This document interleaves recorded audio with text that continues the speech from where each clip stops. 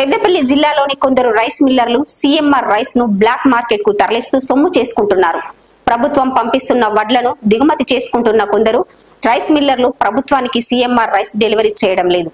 2-3 క్రాప్ల నుండి rice delivery చేయని rice మిల్లులకు సైతం అధికారులు వడ్లు కేటాయిస్తూ రైస్ మిల్లర్లకు వత్తాసు పాడుతున్నారు. రైస్ మిల్లర్ల అక్రమ దందాలో భాగస్వాములవుతున్నారు. పెద్దపల్లి పట్టణానికి చెందిన ప్రముఖ వ్యాపారి ఇల్లందుల కృష్ణమూర్తి సోషల్ మీడియాలో పోస్టు చేసిన చావు లేఖతో పెద్దపల్లి జిల్లాలోని రైస్ మిల్లర్ల చీకటి దందా వెలుగులోకి వచ్చింది. పెద్దపల్లి పట్టణానికి చెందిన ప్రముఖ వ్యాపారవేత్త SRR fire works, SRR Rakhi తయారీ కేంద్రం, ఎస్ఆర్ఆర్ రైస్ మిల్ ఇండస్ట్రీ అధినేత ఇల్లందుల కృష్ణమూర్తి తాను ఆత్మహత్య చేసుకుంటానని రాసిన చావు లేఖ సోషల్ మీడియాలో చక్కర్లు కొడుతుంది. ఆయన రాసిన చావు లేఖలో పేర్కొన్న అంశాలు పెద్దపల్లి జిల్లా కేంద్రంలో సంచలనం సృష్టించాయి.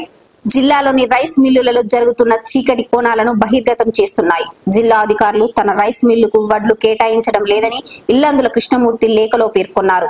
తాను ఒక క్రాప్ కు సంబంధించిన రైస్ మాత్రమే డ్యూ ఉన్నానని, ఆర్డర్ ఇస్తే అవి కూడా పంపిస్తానని, అందుకోసం డబ్బు లేదా తన నూతన రైస్ మిల్ గ్యారంటీగా పెడతానని హామీ ఇచ్చినప్పటికీ తనకు వడ్లు కేటాయించడం లేదని, కానీ 2-3 క్రాప్ల రైస్ డెలివరీ చేయని రైస్ మిల్లులకు వడ్లు కేటాయిస్తున్నారని, దీనితో మనస్తాపానికి గురైన తాను ఆత్మహత్య చేసుకోవాలని నిర్ణయించుకున్నట్టు లేఖలో పేర్కొన్నారు.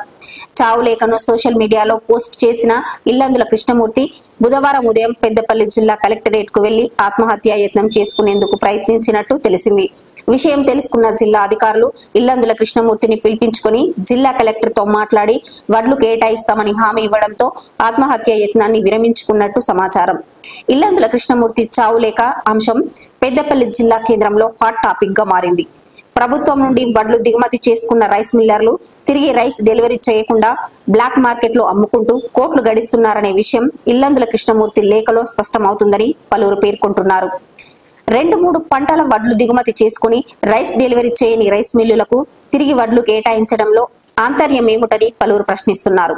అధికారుల చేతివాటం వల్లనే ఇలాంటి అక్రమాలు జరుగుతున్నాయని పలువురు ఆరోపిస్తున్నారు. రైస్ మిల్లర్లు కోట్లాది రూపాయల ప్రభుత్వ ధనాన్ని లూటీ చేస్తున్నా అధికార యంత్రాంగం ఏం చేస్తుందని పలువురు ప్రశ్నిస్తున్నారు. ఇప్పటికైనా జిల్లా కలెక్టర్ స్పందించి రైస్ మిల్లులలో జరుగుతున్న అవినీతి అక్రమాలపై విచారణ జరిపించి తగిన చర్యలు తీసుకోవాలని పలువురు కోరుతున్నారు.